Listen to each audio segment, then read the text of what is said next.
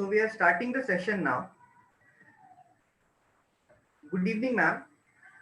Well, good morning according to the Indian Standard Time. Hello, thank you so much for having me. I, Shashwat Sanket, would like to welcome you to our fifth episode of Stethify, the official podcast of IMA MSN UP. Before we start, I would like to thank Dr. Rajneesh Raj sir, President IMA MSN UP, Dr. Rahul Anand sir, General Secretary IMA MSN UP, for taking this initiative. I would also like to thank Shashwat Singh, Harsh Srivastav, Harshit Chauhan, without whom this episode would not have been possible. For this episode, we have a guest who is nothing short of a superhero, Dr. Shawna Pandya. Dr. Pandya is a scientist-astronaut candidate with Project PoSSUM, physician, aquanaut, speaker, martial artist, advanced diver, skydiver, pilot in training, VP Immersive Medicine with Luxsonic Technologies, and fellow of the Explorers Club. She is also a director of the PoSSUM Space Medicine Group, chief instructor of the PoSSUM Operational Space Medicine course, chair of strategic directives for the PoSSUM 13, and clinical lecturer at the University of Alberta. Dr. Pandya holds degree in neuroscience, Bsc Hons, Neuroscience, University of Alberta, Space, Msc Space Studies, International Space University, Entrepreneurship, Graduate Studies Program, Singularity University, and Medicine, MD, University of Alberta, and is currently completing a fellowship in Wilderness Medicine, Academy of Wilderness Medicine. In 2015, Dr. Pandya was the part of the first crew to test a commercial spacesuit in microgravity. Oh, that was a bio. So we welcome you, ma'am, to our podcast. Thank you so much for having me. It's my pleasure to be here. Thank you, ma'am. So the topic for this episode is medicine and beyond. What can doctors achieve besides being a clinician? Who better for this topic than Dr. Shawna Pandya? So let's start with our episode now. Shall we?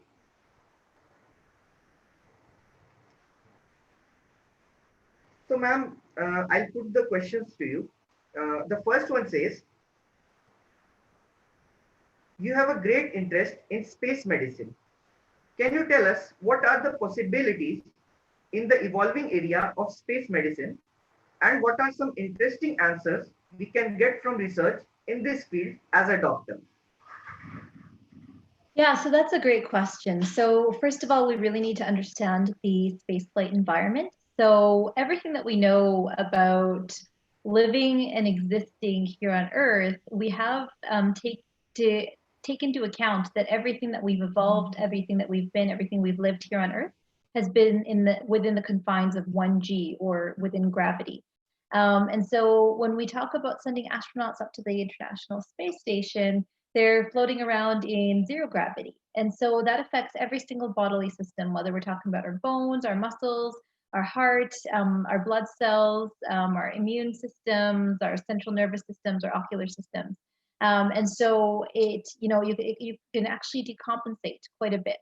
For example, when you don't have the resistive force of gravity loading your bones and your muscles, then both your muscles and your bones tend to atrophy or lose density.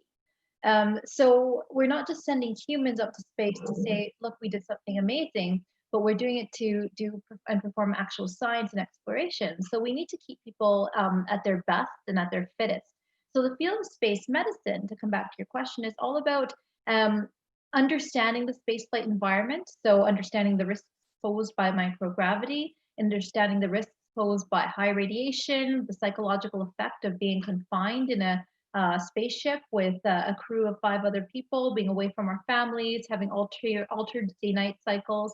So on the International Space Station, we experience 16 sunsets and sunrises every 24 hours. So the field of space medicine takes into account all these potential hazards to health and performance and well-being. and then looks at how we can keep humans healthy through prevention, pre-flight, in-flight, and post-flight countermeasures.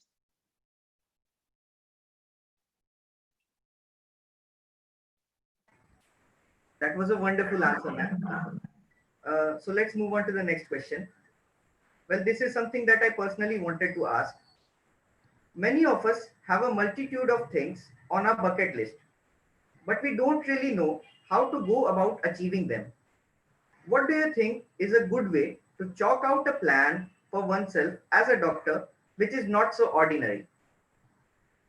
Yeah, that's really a great question. And so, medicine is incredibly busy. That's true of when you're when you're studying as a medical student. It's true when you're a resident. It's true when you're an attending staff physician. And so the key is to realize, to list, to not be afraid to list your goals, however ambitious they may be, but also create a plan to get there. So the fact of the matter is, if we're not creating a plan, a goal without a plan is just a dream. So that's the first thing. And then constantly checking in with yourself to see what is your progress towards your plan. And then finally, it's important to prioritize. We only, each and every single one of us only has 24 hours in a day. We have the same 24 hours. And so, there's only a limited amount that we can do. So the idea is to prioritize what's most important to me based on my values. And then what needs to be done today for today to be a good day? What can wait until tomorrow? What can wait until next week? What can no longer wait? So I would say, first of all, knowing what's important to you, and then setting those priorities, and then realizing that, priorities will change positions at different times of your life. That's a very interesting point that you mentioned, ma'am, because we medicos already have a very tedious kind of a schedule. So apart from that, taking out some time for the other activities is quite tough, and yeah, it takes a lot of resilience for it.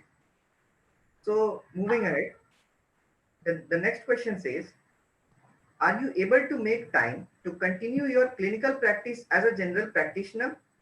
Do you sometimes feel too worn off due to these multiple involvements which require such cognitive investment? Yeah, that's a great question. So I am a full-time physician. So I was in clinic all day today. I was just on call covering the emergency room over the weekend. So medicine is my full-time job, and everything that I get to do with space, whether it's writing grants, whether it's developing technology, whether it's testing spacesuits, is icing on the cake. And so you might say that I have two full-time jobs, and it gets very busy. But the truth of the matter is that I love every single thing that I do, and if I didn't, I don't think I would be able to keep it up. As to the second part of your question and the need for taking downtime, every single one of us, it's important. It's how we recharge. And, if we think of ourselves as a battery, if we're not taking time to recharge our battery to 100%, but only recharge it to 6 or 7% every time, we're not going to last very long, and we'll run out of steam very quickly. So it's important to know ourselves well enough to know that what we need to recharge. For me, physical activity, exercise is very important. For those who follow me on social media, you know that my family, my birds are very important to me as well. So doing things, little things, it doesn't have to take a lot of time, but taking time to acknowledge that it's important to recharge, but also taking that time to recharge. Thank you, ma'am. Let's move on to the next question now. You've been working on commercial space projects. Recently, SpaceX successfully completed a manned launch. How excited are you about the possibilities of commercial space travel? Would a doctor be mandatory on such flights?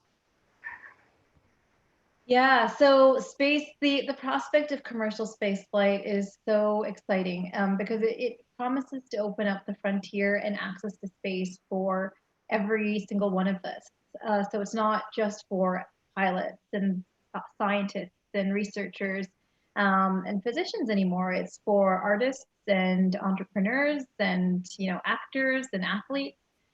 So I'm extremely excited to see what happens when we have easier, more frequent, cheaper access to space. Personally, as a physician, I'm really excited because I love space. I think there's a lot that we need to learn about how the human body reacts in space. We know two extremes. We know how every single one of us here on planet Earth, every man, woman, and child, all 7 billion of us, have grown up in 1G. So we know how we react in the one gravity environment. And what we're getting back from data on the International Space Station teaches us a lot about how humans react when there's no gravity. But when we talk about sending humans to the moon, where there's only 1/6 gravity, or to Mars, where there's only 1/3 gravity, then the question becomes, what is the minimum amount of gravity that we need to keep ourselves healthy? Is it 17% of Earth's gravity?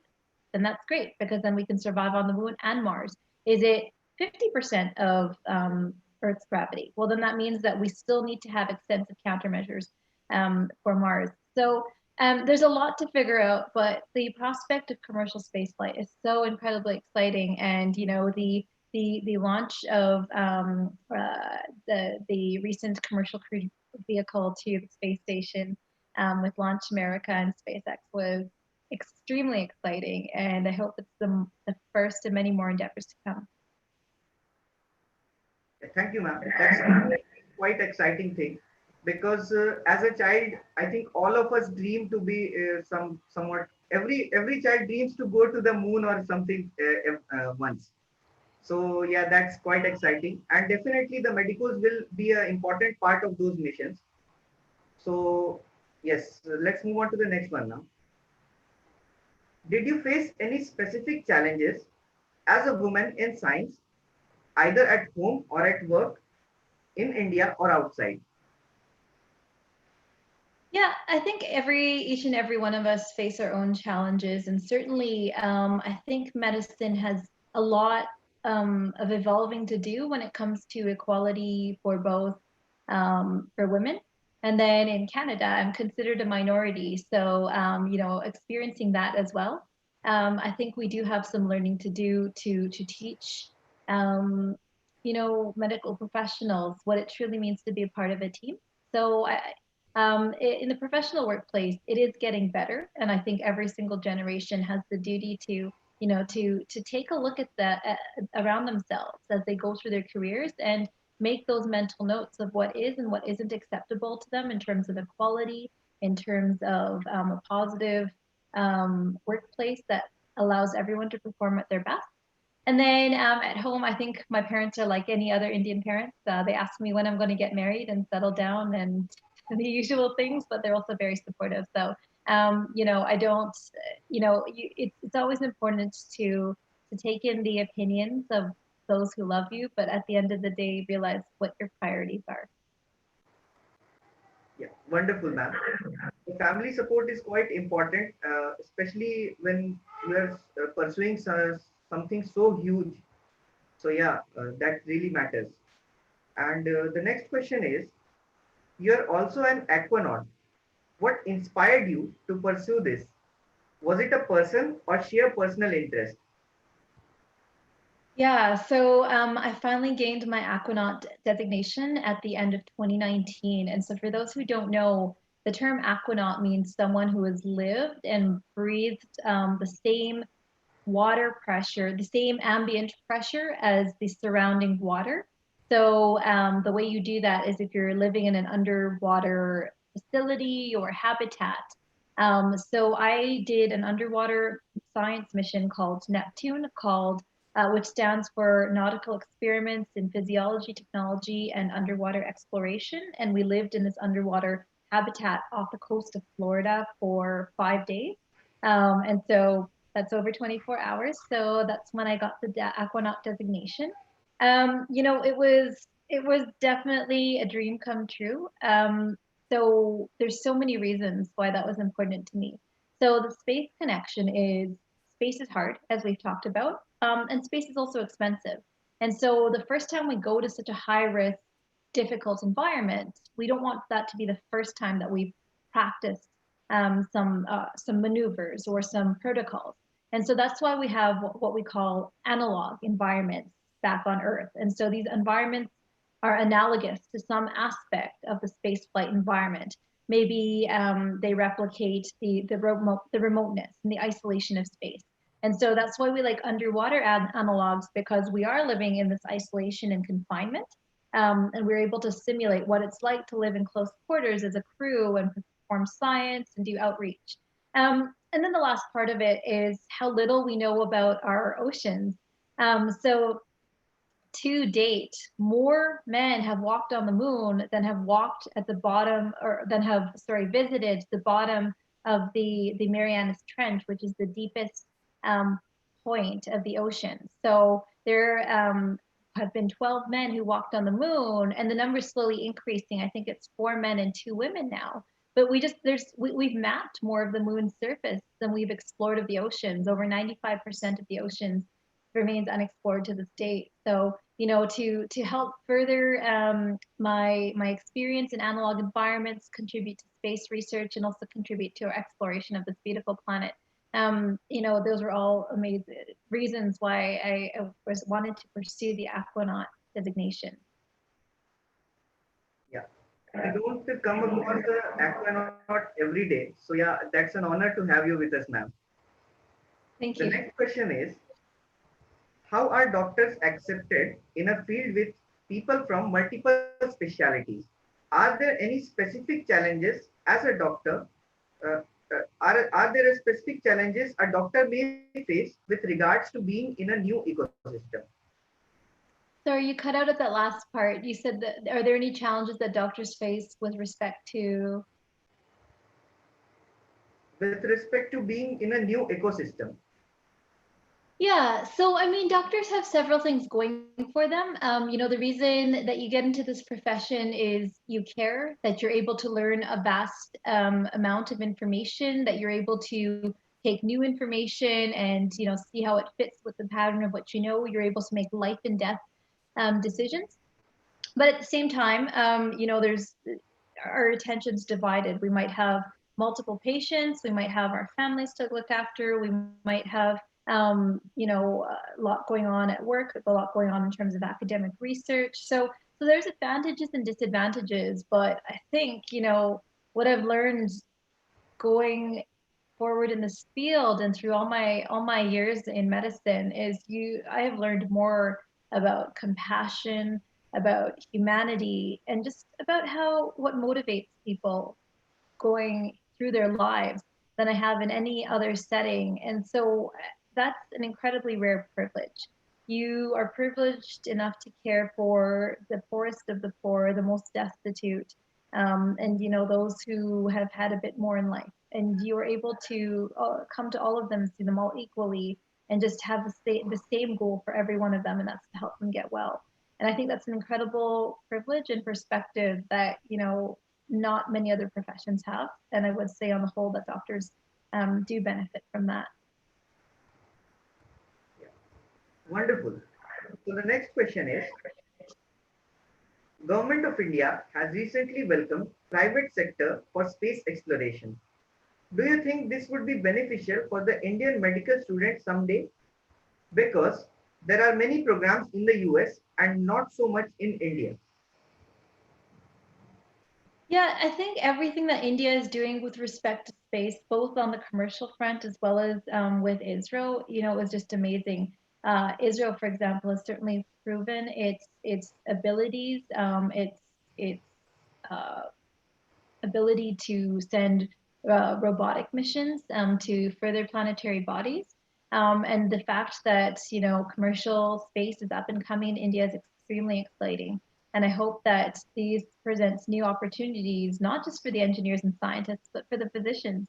There's just so much out there that we're still learning about medicine and how the human body reacts in space. And as we propose to go to the moon and Mars, will need more brains, and that includes Indian medical students today. So, if you are curious about this, if you want to, contribute to this, now's the best time to be part of the space sector.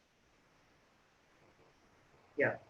With the growing astronomical science in India, we definitely feel that the opportunities will increase in this field, especially for the medical students.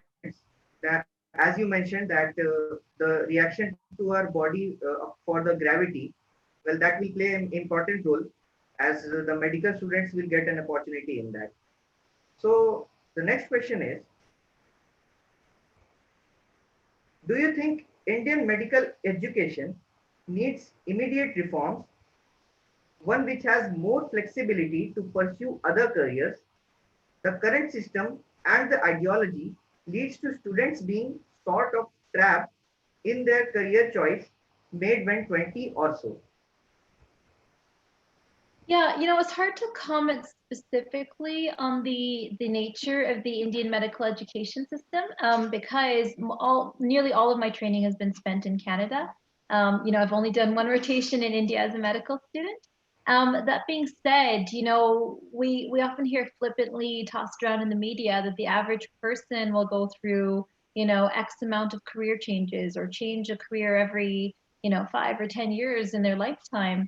And so I think the challenge with medicine is knowing what it is that constitutes a doctor, as well as being able to keep pace with both the emerging body of evidence in medicine, both in terms of basic research as well as novel treatments, as well as new diseases. Just look at COVID-19. And then also keeping up with the technology. So, for example, I work with a VR company for medical education, and that wasn't around during my training. So there's lots of challenges, but that's all good news because that means there's a role for you if you're passionate about research, if you're passionate about hard problems, if you're passionate about learning new things, if you're passionate about technology, there's a role for you as a physician within your career in medicine. So I think this is all good news. Yeah. So we have one more question, ma'am. And then if we still have some time, we can take a couple of questions from the comment section as well. Sure. So the last question is, what advice would you give to all the young medical students listening to you? Because you inspire all of us a lot. Yeah, that's a great question. For me, the advice has always been the same. Pick your goal. Don't let anyone tell you how crazy or how impossible it is. Pick your goal, create a plan to get there, and then work really, really, really hard. It's the same advice I would give to someone outside of medicine. Just don't be afraid, but have a plan. Wonderful, ma'am. The other day I was going through your TED Talk video, and also you mentioned about success, failures, and resilience. So I would like to tell you that that inspires me a lot. And so, ma'am, if we still have some time, we can take a couple of questions from the comment section as well. Yeah, I can take a few questions, no problem.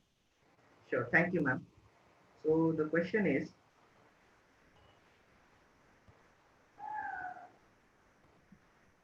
how do you manage your personal life and your professional life? Yeah, that's a great question. So I'm very lucky. I have really good people around me, and that's true professionally. That's true of my family. That's true of the teams I work with in the space sphere. And so, these teams, they're smart, they're great to work with, but they're also very human, and they remind me to be human. They remind me to take a step back when I might be working too hard. So I think that's a huge part of it. And I think one of the most important lessons I've learned in my career is to just surround yourself by good people. Yeah, wonderful, ma'am. The next question is, ma'am, could you please elaborate about the astronaut part and which course could we do after our UG if we want to change the field? Moreover, can you please tell me about astrobiology? Yeah, so it's hard for me to comment on how easy or hard it is to change fields within India. I'm not as familiar with the educational system, but that being said, some things are universal. If you have an internet connection, you have the ability to empower yourself with knowledge. Even if you're in a formal MBBS program, you can still read about and learn about the anything you're interested in through YouTube, through the power of the internet, through massive online open courses, whether you're interested in astronomy, space medicine, astrobiology. So astrobiology is a field related to how development is affected by how development in space happens. And so astrobiology, for example, may pertain to the development of any biological system, not just humans, within the spaceflight environment. There's so much research coming from decades of space research related to the International Space Station, Skylab, Space Shuttle, Mir. There's so much research that's out there already for you to read about. That's also related to tangentially to medicine. So if you just have to search on the internet and to find out more about the research that's been done in the past. Wonderful. So one last question now. If one wants to switch or do something different from the graduation degree, how to go about it? So is this referring to MBBS in general, or is this referring to? Yeah. So again, I don't want to speak about a system I'm not familiar with. So I'm not sure what the process is to apply for a PhD, apply for another degree. Speaking on my own experience here in Canada, we see this all the time. You can go on and do a PhD even if you previously have your MD, which is the equivalent of an MBBS. You can, you see people who've done other things other than biology. We see engineers, we see astrophysicists, we see arts majors come to medicine.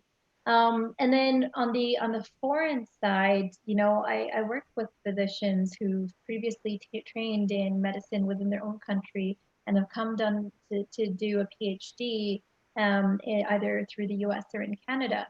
So there are ways to do it. And there's also ways to take that additional training and bring it back to medicine. And there's ways to focus solely on that training outside of medicine. But again, I don't want to say that this is the only way, because it wouldn't be very fair of me to say, this is how you do it through the Indian educational system, because that's not what my experience has been. Okay, so there's one more interesting question, ma'am. Are there any relations effects on immune system and human psyche? Yeah, there are. So what we've noticed is that we're immunosuppressed a little bit when we go to space, as well as that microorganisms are more virulent. So it's a twofold problem. And the study of immunology in space is a whole field of study. And then psychology, space psychology and spaceflight psychology, there's a whole body of research around it, because it's a very abnormal situation. You don't normally just live with the same people for 6 months, 3 months, 9 months at a time. And so part of it comes in through selection criteria. You're trying to select the healthiest people with the least amount of psychological pathology as well. But you're also looking for people, so you have select out criteria, but you also have select in criteria. So looking for people who are very team oriented, who are very task oriented, who are very mission oriented. So there's so many publications, so many great books about the medicine of so what we're learning about medicine, what we're learning about various physiological systems, and also the psychology of spaceflight. Wonderful, ma'am. So that brings us to the end of this interview. I would like to thank you, ma'am, for sparing some time from your busy schedule. It was immense pleasure and honor to have you with us. I would also like to thank Dr. Rajneesh Raj, State President, IMA MSN UP, Dr. Rahul Anand, State General Secretary, IMA MSN UP, for organizing this event on National Doctors Day. I am also grateful to the coordinators of this session, Shashwat Singh, Harshit Chauhan, and Harsh Srivastav. Thank you so much, ma'am. Would you like to say something on National Doctors Day? Yeah, thank you so much for having me. Happy National Doctors Day. Take the time to recharge yourselves and invest in yourselves on this day in particular, and make yourself perform at your best by taking some time for yourself today. Thank you, ma'am. Wonderful. It's an honor to have you with us, ma'am. So with this is Shashwat Sanket signing off on behalf of Stethify, the podcast team of IMA MSN UP. Please follow our YouTube channel for more episodes in this series. Thank you so much, ma'am. Best wishes for your future. Thank you so much. Take care. Happy Doctor's Day. Thanks, ma'am.